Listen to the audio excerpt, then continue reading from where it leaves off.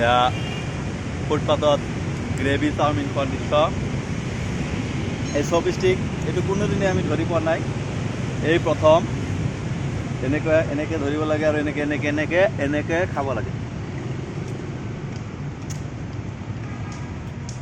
ফুটপাথত বহুত টেষ্টি হয়, আমাৰ দেশত আমি কেৱল যিটো ভজা চাওমিন,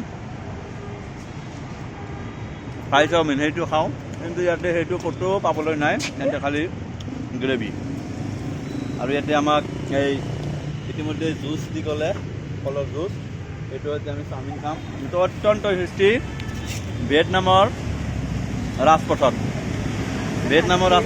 অত্যন্ত ফুটপাথত এইবিলাক বনাই তেওঁলোক, এইটো বনাইছে তেওঁলোকে, অত্যন্ত টেষ্টি হয়।